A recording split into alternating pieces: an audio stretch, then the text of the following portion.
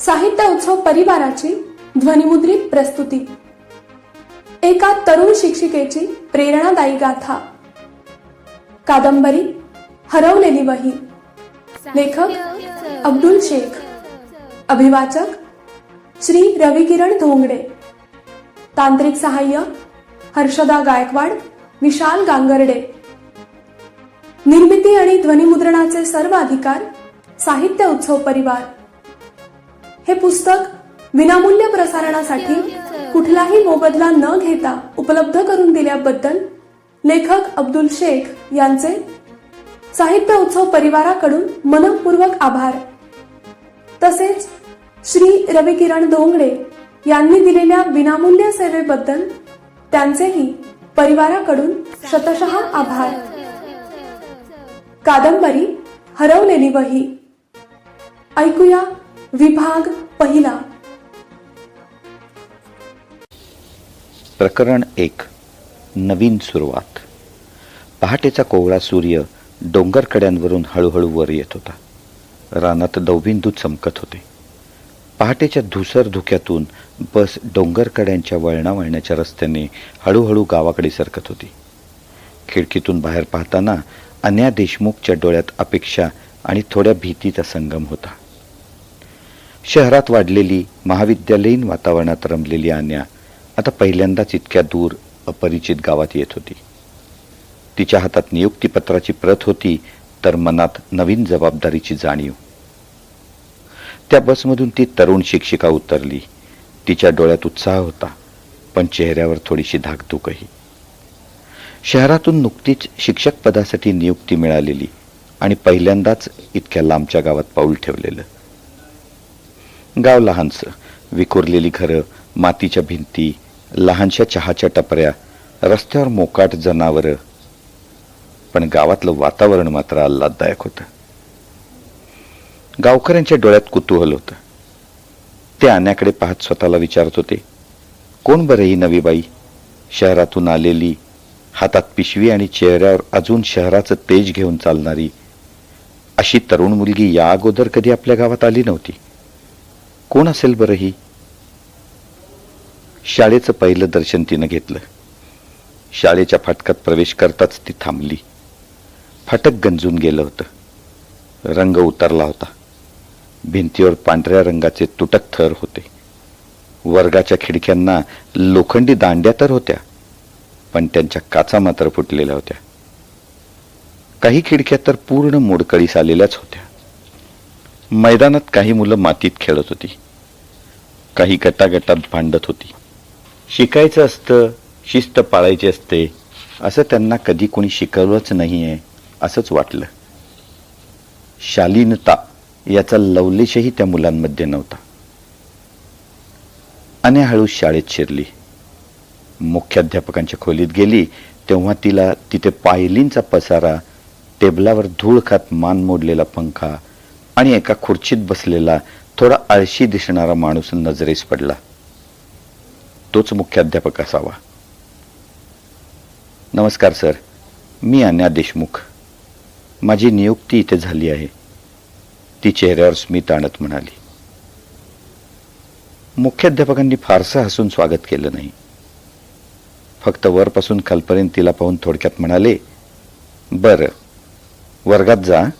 मुलं जरा उधळलेली आहेत, मस्तीखोर आणि सतत भांडण करणारी आहेत. बघा, जमेल तसं सांभाळा. त्या शब्दात अपेक्षेपेक्षा अधिक थंडपणा होता आणि थोडा उपहासही. अन्या वर्गात गेली.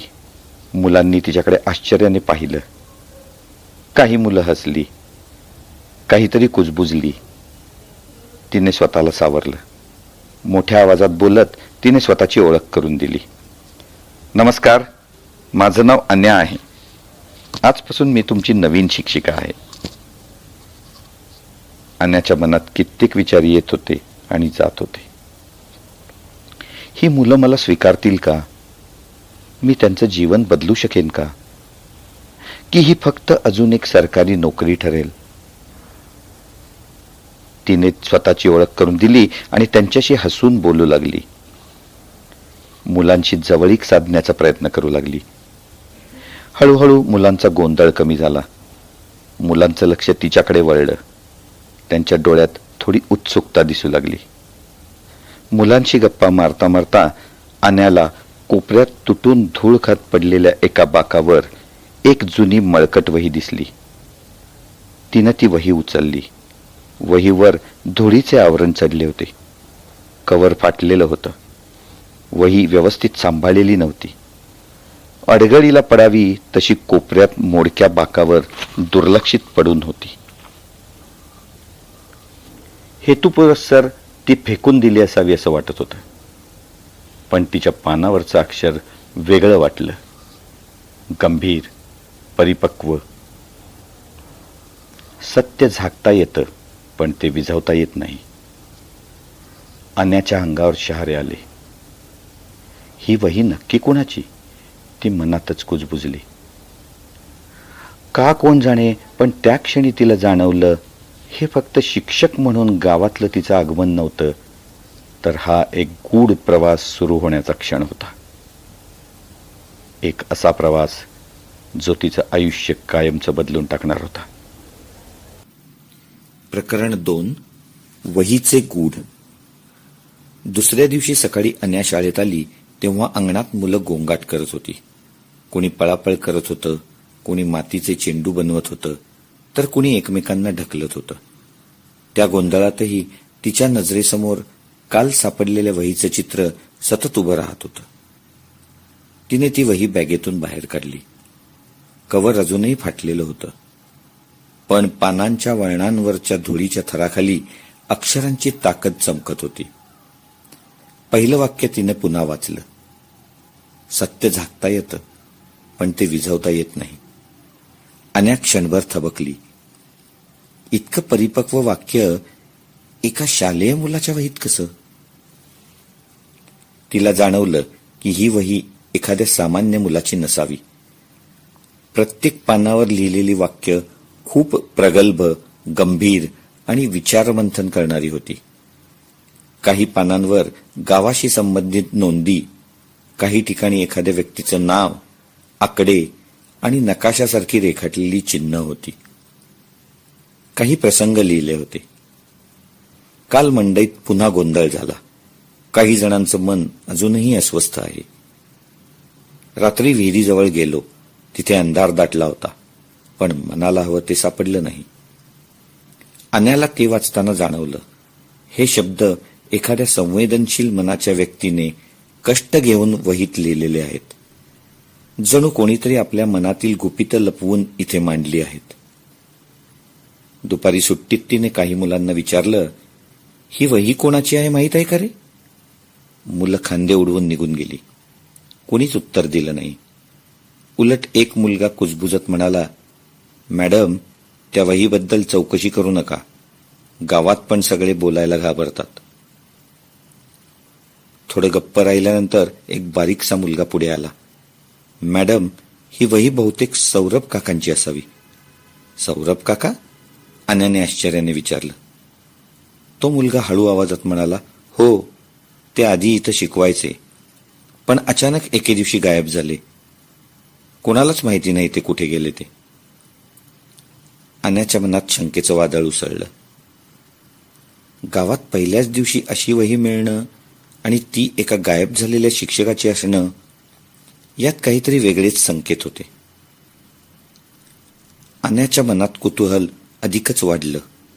तिला एकदम आठवलं, शहरातून येताना बसमध्ये प्रवासी एकमेकांना म्हणत होते, या गावात अनेक वर्षांपूर्वी एक तरुण अचानक गायब झाला. त्याचं काय झालं कुणालाच माहित नाही. कदाचित ही वही त्याच्याशी संबंधित तर नसेल. शाळा सुटल्यानंतर ती वही घेऊन गावात फेरफटका मारत होती. रस्त्याच्या कडेला एक वयोवृद्ध आजी तिला भेटली. बाई, तुम्ही शहरातून आलात ना? जरा सावध राहा बर का. या गावात सगळं जसं दिसतं तसं सोपं नाहीये. अन्याने धीर करून विचारलं, तुम्हाला सौरभ नावाचे शिक्षक आठवतात का हो? आजीनं लगेच नजर चुकवली. तिच्या चेहऱ्यावर भीतीची छटा पसरली. नको बाई, त्याचं नाव घेऊ नका. तो सत्यासाठी झगडला, पण मग ती थांबली. मग आन्याने पटकन विचारलं. आजी कुजबुजली. मग तो या गावातून नाहीसा झाला. त्या शब्दांनी आन्याच्या पायाखालची जमीन सरकल्यासारखी झाली. ती घरी परतली. टेबलावर ठेवलेली वही उघडली आणि पान वाचू लागली. काही नोंदी गावकऱ्यांच्या जमिनी, कर्ज आणि सरपंचाचं नाव घेत होत्या. ही वही फक्त वही नाही, हे तर कुणाचं तरी अपूर्ण सत्य आहे, आन्या मनात म्हणाली. बाहेर अंधार पडत होता. वाऱ्याच्या झुळकीने खिडकीची कडी आपटली आणि वहीच्या पानांनी अचानक फडफडायला सुरुवात केली. जणू तीच काहीतरी सांगू पाहत होती. आन्याच्या अंगावर काटा आला. तिनं एक निर्णय घेतला. ठाम निर्णय. हे गूढ उलगडल्याशिवाय मी स्वस्थ बसणार नाही. प्रकरण 3. अंधाराच्या छाया. त्या रात्री आन्या काही केल्या झोपेच्या अधीन झाली नाही. तिच्या लहानशा खोलीत टेबलावर ठेवलेली वही जणू तिला साथ घालत होती. पिवळसर कागदांची ती वही उघडीच राहिली होती आणि आन्या वारंवार तिच्या पानांवर डोळे फिरवत होती. प्रत्येक ओळ, प्रत्येक शब्द जणू धुसर धुक्यातून उगवणारी वेगळीच कहाणी सांगत होता. प्रत्येक नोंद वेगळी कहाणी सांगत होती. गावातील शेतकऱ्यांची जमीन कमी भावाने विकली जाणं, सरपंच आणि त्याच्या भाच्याचे संशयास्पद व्यवहार आणि काही ठिकाणी धुसर शब्दात लिहिलेल्या धमक्या.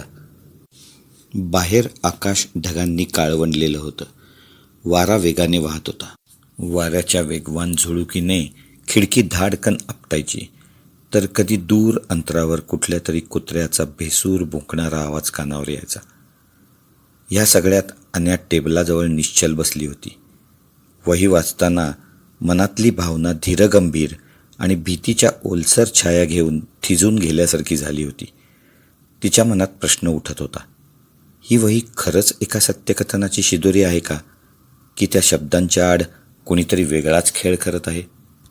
आन्या कोणत्याही ठाम निर्णयावर येत नव्हती. ती वही वाचत राहिली. वहीच्या एका पानावर आन्या थांबली. तिथे लिहिलं होतं, जर माझ्यासोबत काही घडलं तर या ओळी सत्य उघड करतील.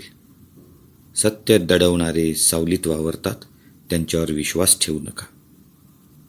आन्याच्या अंगावर शहारे आले. तिनं वही पटकन बंद केली. पण तिच्या मनात एकच विचार घुमू लागला. सौरभनं नेमकं काय उघड केलं होतं आणि तो का गायब झाला? पुढच्या दिवशी शाळेत गेल्यावर मुलांमध्ये एक वेगळंच वातावरण जाणवलं. नेहमी गोंधळ घालणारी मुलं एकमेकात कुजबुजत होती. कोणीतरी तिला पाहून हसून गप्प बसलं, तर कुणीतरी तिच्यापासून नजर वळवली. आन्यानं त्याकडे फारसं लक्ष दिलं नाही, पण तिच्या मनात प्रश्न होता. ही मुलं काही जाणतात का? यांना सौरभविषयी माहिती असेल का? दुपारी शाळा सुटल्यानंतर तिने गावात फिरायचं ठरवलं. रस्त्यावर काही लोक तिच्याशी बोलले, पण काहींनी मुद्दाम पाठ फिरवली. गावाच्या चौकात सरपंच बसला होता. त्याच्या डोळ्यात संशयाची चमक होती. कसं वाटतंय मॅडम इथं? त्यानं विचारलं, पण त्याचा स्वर थोडासा टोकदार होता. छान, आन्या हसून म्हणाली. मुलं शिकायला उत्सुक आहेत. सरपंचानं स्मित केलं, पण त्या स्मितामागे एक सावली दडलेली होती. चौकात बसलेल्या म्हाताऱ्यांकडे पाहून तिनं सहज विचारलं, काका, या गावात काही वर्षांपूर्वी कुणी हरवलं होतं असं ऐकलं, खरं आहे का? सुरुवातीला त्यांनी एकमेकांकडे कटाक्ष टाकले. मग एक म्हातारा खाकरत म्हणाला, त्या गोष्टीत पाय घालू नका बाई, इथले लोक त्याबद्दल बोलायलाही घाबरतात. आन्या शांत राहिली, पण तिच्या मनातील उत्सुकतेला अधिकच खाद्य मिळालं. त्या संध्याकाळी आन्या शाळेतून परत येत असताना अचानक वळणावर तिला जाणवलं की कुणीतरी तिच्या मागे येत आहे. पावलांचा हलका आवाज, एखादं पान दाबलं गेल्यासारखं. तिने थांबून मागं पाहिलं. अंधारात 2 सावल्या हलल्या आणि क्षणात गायब झाल्या. आन्या घाईघाईनं घरी परतली. दार लावून बसली. श्वास जड झाला होता. हे फक्त माझे भास आहेत का, की खरंच कोणीतरी माझ्यावर लक्ष ठेवून आहे? त्या रात्री झोप आली नाही. खिडकीतून येणाऱ्या चंद्रकिरणात तिने वही परत उघडली. शेवटच्या पानांवर एक अस्पष्ट नकाशा होता. गावाच्या पश्चिम टोकाला असलेल्या जुन्या विहिरीचं चित्र. त्याच्या बाजूला लिहिलं होतं, इथेच सत्य दडलं आहे. अन्या खुर्चीत मागे रेलली. हृदयाची धडधड वाढली होती. म्हणजे विहिरीत काही दडलं आहे आणि कदाचित याच्याशी सौरभचं गायब होणं जोडलेलं आहे. पण तिच्या मनात एक प्रकारची भीती निर्माण झाली. त्या विहिरीजवळ पोहोचणं म्हणजे अंधाराच्या सावल्यात पाऊल टाकणं. आणि त्या रात्री तिला पहिल्यांदा जाणवलं, हे गूढ फक्त वहीपुरतं मर्यादित राहणार नाही. हे गूढ तिच्या जीवावर बेतणार आहे. त्या रात्री तिने वही पुन्हा चाळली. एका पानावर ओळी होत्या, जर मी नाहीसा झालो तर माझ्या शोधात कोणी येईल का? अंधार जास्त काळ लपत नाही, कधीतरी कोणीतरी दिवा पेटवणारच. तिच्या अंगावर शहारे आले. पुढच्या दिवशी तिने शाळेतील जुन्या दप्तरांच्या ढिगाऱ्यात चाचपणी केली. एका वहीवर शाईनं नाव कोरलेलं होतं, सौरभ. ते नाव वाचून ती थबकली. त्याच संध्याकाळी शेजारच्या चहाच्या टपरीवरती बसली असताना मालक हळू आवाजात म्हणाला, तुम्ही जी वही हातात घेऊन फिरता ना, ती सौरभची असावी बहुतेक. तो 15 वर्षांपूर्वी गावातून गायब झाला. कोणी म्हणतं शहरात पळाला, कोणी म्हणतं मारून टाकला गेला. पण सत्य कुणालाच कळलं नाही. आणि तुम्हाला काय वाटतं? अन्यानं विचारलं.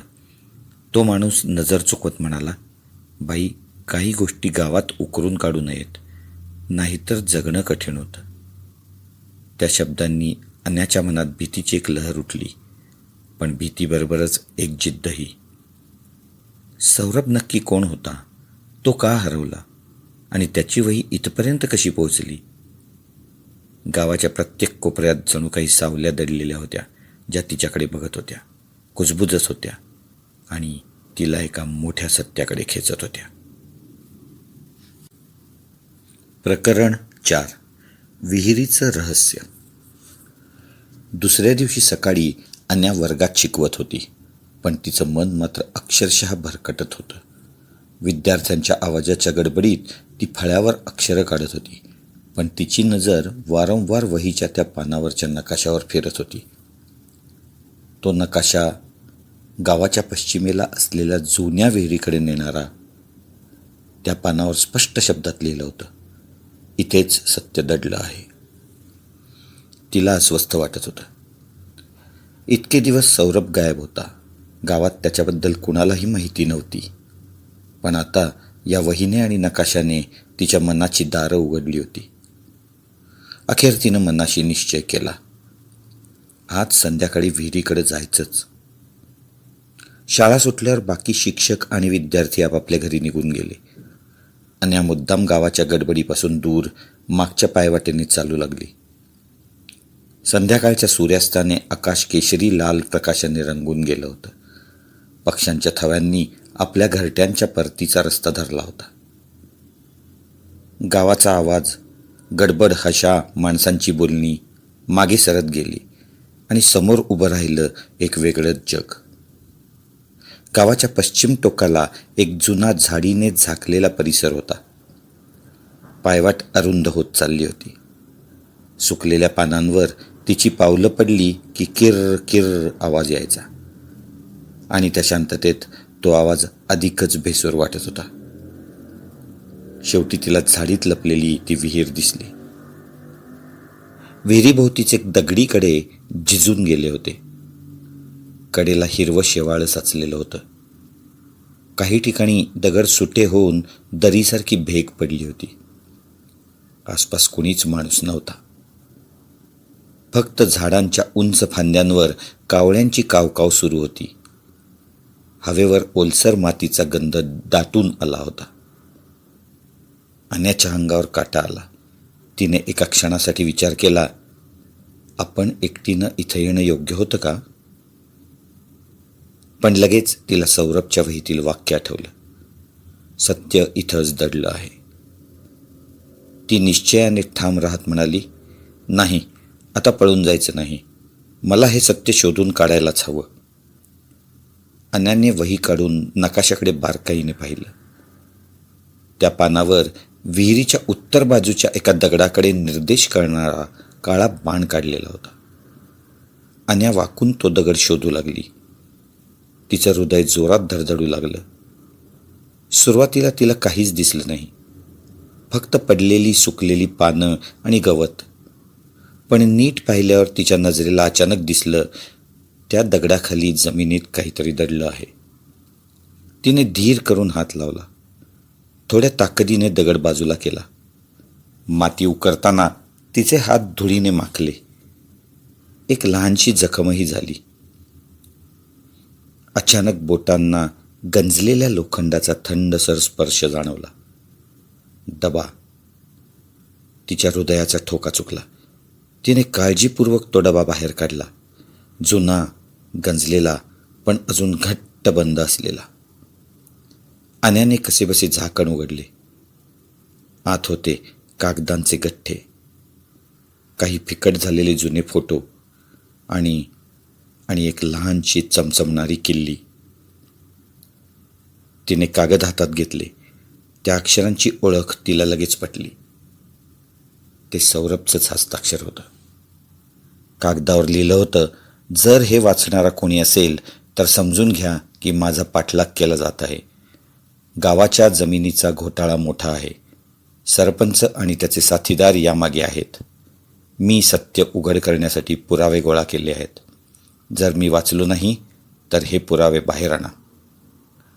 अन्याचे डोळे पाणावले. मनात एकच विचार आला, म्हणजे सौरभ खरंच सत्यासाठी लढत होता तर, आणि याच कारणामुळे तो नाहीसा झाला. तिच्या हातातले कागदाचे गाठोडे आता केवळ कागद राहिले नव्हते, तर ते सत्याचे ओझे झाले होते. इतक्यात मागून एक आवाज आला. जणू कुणाच्या पायाखालची फांदी मोडली होती. अन्या दचकली. तिने घाईघाईने मागे वळून पाहिलं. झुडपांमध्ये काही हालचाल झाली आणि कोणीतरी धावत निघून गेला. कोण पळाला ते ती नेमकं पाहू शकली नाही. तिच्या अंगावर शहारे आले. म्हणजे मला इथे येताना कोणीतरी पाहत होतं आणि आता त्यांना कळलं आहे की मी डबा शोधला आहे. क्षणाचाही विलंब न करता तिने डबा बॅगेत ठेवला. दगड पुन्हा जागेवर सरकवून बसवला. तिच्या हातांना धूळ लागली होती व जखमाही झाल्या होत्या, पण मनात एकच ठाम भावना होती, मी हे पुरावे सुरक्षित ठेवणार आणि सौरभचं सत्य गावातल्या लोकांसमोर आणणार. ती धावतच गावाकडे परतू लागली. श्वास चढला होता. धापा टाकत जोराने पळण्याचा परिणाम झाला होता. कपाळावर घामाचे थेंब जमा झाले होते. तिला धाप लागली होती. ती थोडी थकलीही होती. गावाच्या हद्दीत पोचली तेव्हा आकाशात काळे ढग दाटून आले होते. सूर्यास्ताची केशरी प्रभा नाहीशी झाली होती. शांत गावावर आता एखाद्या वादळाची चाहूल लागल्यासारखं भयाण अंधाराचं सावट पसरलं होतं. तिच्याही नकळत तिला असं वाटलं, जणू सावल्या तिचा पाठलाग करत होत्या. सत्य शोधणाऱ्या तिच्या पावलांमागे आता अंधाराच्या छाया सरकत होत्या. प्रकरण 5. सावल्यांचा पाठलाग. विहिरीजवळ मिळालेला डबा घट्ट बॅगेत ठेवून अन्या काळजात धडधड घेऊन गावाच्या रस्त्यावर निघाली. संध्याकाळी फिकट होत चाललेले रंग आता हळूहळू गडद करड्या सावल्यांमध्ये मिसळू लागले होते. रस्त्यावर क्वचितच एखादी गाडी धुळीचे रेग ओढत जाताना दिसे. कधी बैलगाडीच्या बैलांच्या गळ्यात घातलेली घंटा मंद आवाज काढून विरून जाई. पण अन्याच्या लक्षात मात्र ही कोणतीच दृश्य येत नव्हती. तिचं मन सतत भीतीने मागे वळून पाहत होतं. जणू ते सांगत होतं की काही अदृश्य डोळे तिच्या मागे लागलेत. मला कुणीतरी पाहतंय. हो, नक्कीच. तिच्या छातीची धडधड वाढू लागली. गावाच्या चौकात पोचल्यावर तिने स्वतःला शक्य तितकं शांत दाखवायचा प्रयत्न केला, पण तिच्या डोळ्यातला अस्वस्थपणा तिच्याच नकळत उघड झाला. सरपंचाचा भाचा तिथे उभा होता. हातात बिडी फिरवत तो निरखून बघत होता. त्याची नजरच अशी होती जणू तिच्या चेहऱ्यावर कोरलेलं कोणतं तरी गुपित वाचायचा प्रयत्न तो करतोय. अन्याचा घसा कोरडा पडला. एका क्षणासाठी तिच्या मनात आलं, काही झालं तरी आपण घाबरायचं नाही. ती त्याच्याकडे दुर्लक्ष करत सावरून पुढे सरसावली. आता तिच्या पावलांचा वेग स्वतःहून वाढला होता. घरात पोचल्यावर तिने दरवाजा घट्ट लावून घेतला. बॅग टेबलावर ठेवून डबा पुन्हा उघडला. आत कागदांचा थर होता. प्रत्येक कागदावर काळोखाचं गुपित थरथरत होतं. ती सर्व कागद काळजीपूर्वक पाहू लागली. काही जमिनी विकत घेण्याची करारपत्र, काहींवर झालेल्या सह्या, पण सर्वात काळजाचा ठोका चुकवणारी वस्तू म्हणजे छायाचित्र होती. त्या छायाचित्रांमध्ये गावातील मोठे लोक होते आणि स्वतः सरपंच सुद्धा, काळ्या व्यवहारात गुंतलेले. कुणाच्या हातात नोटा तर कुणाच्या चेहऱ्यावर हस्तांदोलन करताना स्मित दिसत होतं. पण पाठीमागे दिसणाऱ्या सावल्या सूचित करत होत्या की हे सगळं केवळ व्यक्तिगत लोभाचं जग नव्हतं. याच्या मागे काहीतरी अधिक खोल, अधिक भीषण कट रचला जात होता. हे पुरावे खरोखरच प्रचंड वजनदार आहेत. जर हे उघड झाले तर गावाचे भविष्य, इतिहास सगळंच बदलून जाईल. पण तिच्या विचारांची साखळी अचानक एका आवाजाने खंडित झाली. खिडकीबाहेर हलकासा खसफस आवाज झाला. पडदे हलकेसे हलले. तिने धीर करून पडदा अलगद बाजूला ढकलला आणि तिच्या डोळ्यात अंधारात उभ्या असलेल्या 2 काळ्या आकृती चमकल्या. त्या सावल्या स्थिर होत्या, पण त्यांच्या निशब्द नजरा दारातूनच हृदय भेदून जात होत्या. अन्याचा श्वास अडखळला. तिने ताबडतोब दिवा विझवला. डबा परत बॅगेत ठेवून पलंगाखाली सरकवला. तिच्या मनात विचार आला, ते इतक्या लवकर कसे मागावर आले? म्हणजे मी त्यांच्या नजरेत आधीच आले. माझ्यावर पाळत ठेवली जात आहे. झोपेच्या रात्री आता तिच्या आयुष्यातून नाहीशा होत होत्या. त्या संध्याकाळनंतर उरलेले प्रत्येक क्षण कोणत्या तरी छटांनी व्यापून गेले होते. काळोखातून तिला पावलांचे कुजबुजणारे आवाज येत राहायचे, जणू कोणी तिच्या दारात उभं असायचं. अचानक हवेची झुळूक जोराने आवाज करत जाई आणि त्याच वेळी एखादी काळी सावली प्रगट होऊन सरसरून नाहीशी होई. ती स्वतःला धीर देत होती, पण आतून जाणवत होतं, सौरभवर जसा झाला तसा माझ्यावरही हल्ला होऊ शकतो. हा विचार तिचं अंग शहारून टाकत होता. दुसऱ्या दिवशी शाळेत जाण्याच्या वेळी तिच्यासमोर डोळ्यात भीती घेऊन उभा होता रोहित. हो, तोच मुलगा ज्याने तिला आधी सौरभबद्दल सांगितलं होतं. तो हळूच कुजबुजला. मॅडम, काल तुम्ही विहिरीजवळ गेला होतात ना? अन्या क्षणभर गोठली. तुला कसं कळलं? रोहितनं नजर इकडे तिकडे वळवत अलगद उत्तर दिलं. गावात सगळीकडे चर्चा आहे. लोक म्हणतात की तुम्ही सौरभचं गुपित शोधत आहात. तुम्ही खूप सावध राहिलं पाहिजे मॅडम, ते तुमच्या मागे आहेत. अन्याच्या छातीत आणखी एक कळ उठली. रोहितच्या इशाऱ्याने तिला अंगाला घाम फुटला. आता स्पष्ट होतं, हे केवळ वर्गात शिकवण्या इतकं काम राहिलं नव्हतं. ती एका अंधाऱ्या कटाच्या जाळ्यात अडकली होती, जिथं तिचं प्रत्येक पाऊल धोक्याचं होतं. अन्याने एक निर्णय घेतला, ठाम निर्णय. हे रहस्य माझ्या हातून एकटीने उलगडणार नाही. मला विश्वासू साथीदार हवा. तिच्या मनात चमकून गेलेलं पहिलं चित्र होतं रोहितचं. तो एक मुलगा असला तरी त्याची जिज्ञासा, त्याची दृष्टी खरीच निर्भय असल्यासारखी वाटत होती. कदाचित गावातले काही निवडक लोक आणि रोहित हेच माझं खरं शस्त्र असतील.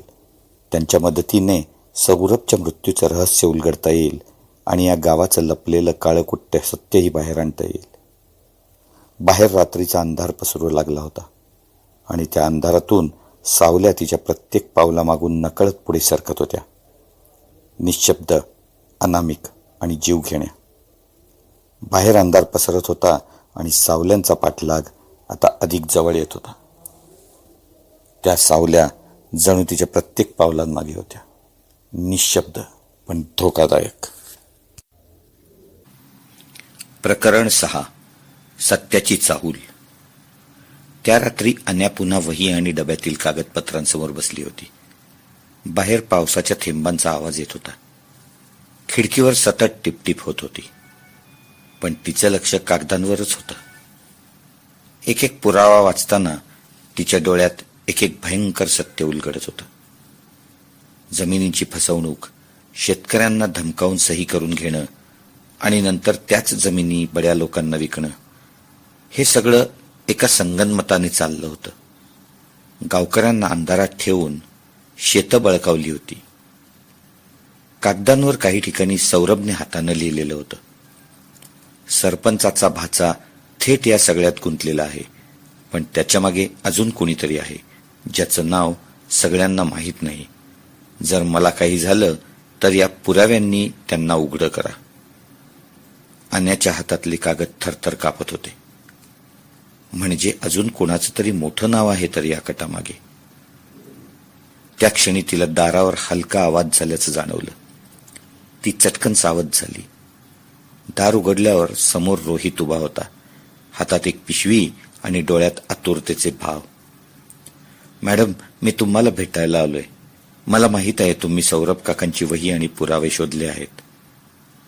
अन्या स्तब्ध झाली. हे तुला कोणी सांगितलं? रोहित संकोचात म्हणाला, मीच काल तुमच्या मागे थोडा आलो होतो, पण माझा हेतू वाईट नव्हता. माझ्या आईनं मला सांगितलं होतं की सौरभ काकांनी या गावासाठी प्राण दिलेत. मला नेहमी वाटायचं की एक दिवस कुणीतरी त्यांचं काम पुढे नेईल, आणि मला वाटतं तुम्हीच त्या व्यक्ती आहात. अन्याच्या डोळ्यात माया आली. तिने रोहितला आत बसवलं आणि डबा दाखवला. रोहितचे डोळे विस्फारले. हे सगळे पुरावे खूप मोठे आहेत मॅडम, पण हे लोक तुम्हाला सोडणार नाहीत. हो, मलाही ते जाणवतंय, अन्या गंभीरपणे म्हणाली. पण आपण गप्प बसलो तर गाव कायम अंधारात राहील. मला तुझी मदत हवी आहे रोहित. रोहितने ठामपणे मान हलवली. मॅडम, मी तुमच्यासोबत आहे. काही निवडक मित्रांनाही सांगतो, पण खूप सावध राहावं लागेल आपल्याला. अन्याने हलकेच वहीचं पान उघडलं. त्यावर सौरभनं लिहिलेलं होतं, सत्याला साथीदार हवे असतात. एकटा माणूस हरतो, पण समूह जिंकतो. त्या वाक्याने तिच्या मनात नवा निर्धार जागा झाला. हो सौरभ, ती मनोमन म्हणाली, तुझं स्वप्न मी एकटी नाही पूर्ण करणार. आता आपल्याला गावाची मदत घ्यावीच लागेल.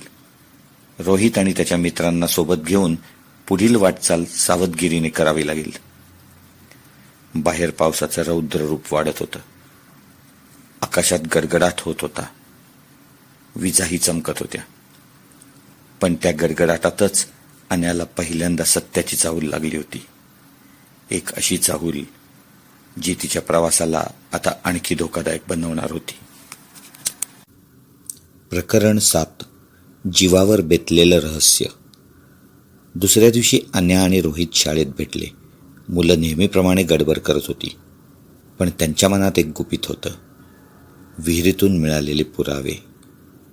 रोहितनं 2 मित्रांनाही विश्वासात घेतलं, जे शांत पण धाडसी होते.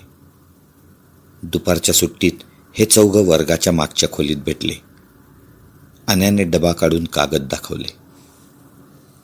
हे सगळे फक्त कागद नाहीत, ती म्हणाली. हे गावाचं भविष्य बदलू शकतील. पण याच कारणामुळे आपला जीव धोक्यात आहे. आपण एकमेकांवर विश्वास ठेवला नाही तर आपण अपयशी होऊ. मुलांच्या डोळ्यात भीती होती, पण त्याहून जास्त एक जाज्वल्य चमक होती. काहीतरी धाडसी कृती करण्याची धमक जागी झाली होती. आम्ही तुमच्यासोबत आहोत मॅडम, रोहित ठामपणे म्हणाला. त्या दिवशी शाळा सुटल्यावर अन्या घरी परतत होती. सूर्यास्ताची केशरी छटा गावावर पसरली होती. रस्ते विरळ झाले होते. फक्त दूरवर बैलगाड्यांचा आवाज ऐकू येत होता. अचानक तिला जाणवलं, पाठीमागून काही पावलांचे आवाज येत होते. तिने वळून पाहिलं, पण कोणीच दिसलं नाही. ती तशीच चालत राहिली. आवाज पुन्हा सुरू झाला. आता तिची खात्री झाली की कोणीतरी नक्कीच तिचा पाठलाग करत आहे. थोड्या अंतरावर झुडपामधून 2 माणसं बाहेर आली. त्यांचा चेहरा अर्धवट कपड्याने झाकला होता. हातात काठ्या होत्या. काय आहे तुझ्या बॅगेत? एकानं गुरगुरत विचारलं. अन्याचा श्वास अडखळला. ती पळायला वळली, पण मागून तिसरा माणूस आला. क्षणभरात तिला कोंडाळ्यात घेतलं गेलं. हे पुरावे तू कुणाला दाखवले तर तुला सौरभसारखं गायब व्हावं लागेल. दुसरा माणूस डरकाळला. अन्या जीवाच्या आकांताने ओरडली, पण आसपास कोणीच नव्हतं. तिने अचानक बॅग घट्ट पकडली आणि बाजूला दूर फेकून दिली. सर्वांचं लक्ष त्या बॅगवर गेलं. त्या क्षणाचा फायदा घेत ती धावत सुटली. रस्त्यावर चिखल झाला होता. त्या रस्त्यावरून पळताना तिचे पाय घसरत होते, पण तिच्या अंगात त्या क्षणी वेगळीच ताकद आली होती. मागे पाठलाग सुरूच होता. एका वळणावर तिला अचानक रोहित आणि त्याचे मित्र दिसले. मॅडम, इथे या, ते ओरडले. अन्याने थेट त्यांच्याकडे धाव घेतली. मुलांनी दगड उचलले आणि पाठलाग करणाऱ्यांवर फेकले. अंधारात गोंधळ उडाला. काही वेळानं ती माणसं शिव्या देत माघारी पळून गेली. अन्या थरथरत थांबली. तिचा श्वास जोरात चालू होता. तुमच्यामुळे मी वाचले, ती म्हणाली. तिच्या डोळ्यात पाणी आलं. रोहित निर्धाराने म्हणाला, मॅडम, हे लोक आता थांबणार नाहीत, पण आता आपणही मागे हटणार नाही. सौरभ काकांचं स्वप्न आपण अपूर्ण ठेवायचं नाही. अन्याने त्यांच्या डोळ्यात पाहिलं. लहान वय असूनही त्यांच्यात भीतीपेक्षा धैर्य जास्त होतं. तिने मनोमन ठरवलं, हे फक्त माझं लढणं राहिलेलं नाही, आता आपण सगळेच सत्यासाठी झगडणार आहोत. त्या रात्री अन्या खिडकीतून बाहेर पाहत बसली होती. गावावर शांत अंधार पसरला होता, पण तिला माहीत होतं या शांततेतच एक वादळ दडलं आहे, आणि आता ते वादळ तिच्या जीवावर बेतणार आहे. प्रकरण 8. संघर्ष आणि उलगडा. रात्रभर अन्याचा डोळा लागला नव्हता. ती खिडकीबाहेर पाहत बसली होती.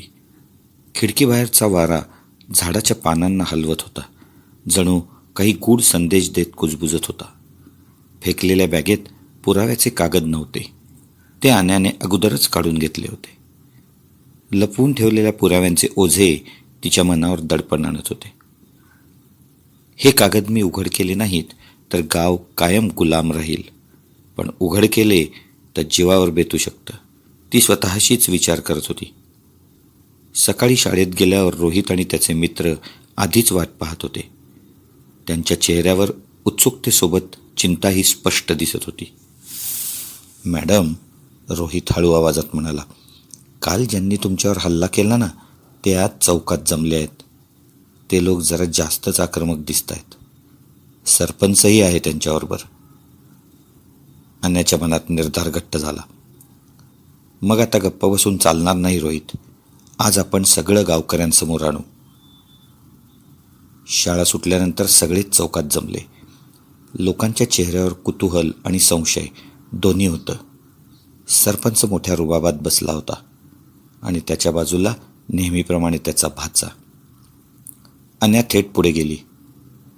गावकऱ्यांनो, मला तुमच्यासमोर काही गुपित उघडं करून दाखवायचं आहे, ती ठाम आवाजात म्हणाली. लोकांमध्ये कुजबूज सुरू झाली. अन्याने बॅग उघडली आणि डबा काढून जमिनींचे कागद, सही केलेल्या नोंदी आणि फोटो एकामागोमाग दाखवू लागली. हे आहेत तुमच्या जमिनींचे पुरावे.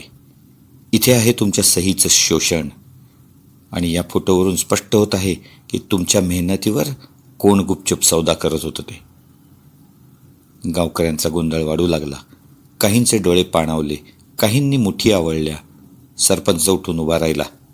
ही मुलगी खोटं बोलत आहे, हिला कोणीतरी भडकवलं आहे, तो गरजला. अन्या शांत पण ठाम आवाजात म्हणाली, जर हे खोटं असेल तर सौरभ सर कुठे गायब झाले? ते या सगळ्यांचं सत्य उघड करणार होते, आणि म्हणून ते नाहीसे झाले. त्या क्षणी रोहित पुढे आला. होय, मी स्वतः ऐकलं होतं. सौरभ काकांनी आम्हाला तसं सांगितलं होतं. सत्य बाहेर काढा, आणि मॅडम तेच करतायत. लोकांमध्ये अस्वस्थता वाढत होती. काही जण सरपंचाकडे रोषाने पाहत होते. सरपंचाचा भाचा अचानक दगड उचलून ओरडला, या परक्या बाईला इथून हकलून द्या. नुसतं गावाचं भलं बोलते, पण खरं तर गावाचा एकोपा उद्ध्वस्त करते. अवघड क्षण आला होता. गावकरी गोंधळलेले होते. कुणावर विश्वास ठेवावा? त्यावेळी एक वयोवृद्ध शेतकरी पुढे आला, हातातल्या काठीचा आधार घेत. माझी जमीन ह्याच कागदांवरून गेली. माझी सही घेतली धमकावून. आज मला कळलं, मी मूर्ख नव्हतो, पण मी फसावला गेलो होतो. त्याच्या शब्दांनी वातावरण बदललं. लोकांनी एकमेकात चर्चा सुरू केली. कोणी सरपंचावर उभं राहून आरोप करू लागलं, तर कोणी पुराव्यांकडे बोट दाखवू लागलं. सरपंचाचा चेहरा लाल झाला. ही सभा इथेच संपली. मी सांगतोय, मी हिला अजून इथे राहू देणार नाही. पण गावकऱ्यांच्या नजरेत आता धाडस जागं होत होतं. त्यांनी एकमेकांना पाठिंबा द्यायला सुरुवात केली. अन्याला जाणवलं, हाच तो क्षण आहे. सत्याची पहिली झलक लोकांपर्यंत पोहोचली आहे. तरी पण तिच्या मनात अजूनही काळजी होती. ही तर फक्त सुरुवात आहे. यानंतर मोठा संघर्ष बाकी आहे. आणि अजूनही त्या गुप्त नावामागचं रहस्य उलगडलं गेलेलं नाहीये. गावाच्या चौकात वातावरण तापलं होतं. लोक सरपंचाविरुद्ध उभे राहू लागले आणि अन्याला जाणवलं की सत्याचा पहिला अंक रंगला आहे. आता आपण ऐकत होतात कादंबरी हरवलेली वही. लेखक अब्दुल शेख. अभिवाचक श्री रविकिरण धोंगडे. ही साहित्य उत्सव परिवाराची 2026 ची प्रस्तुती आहे.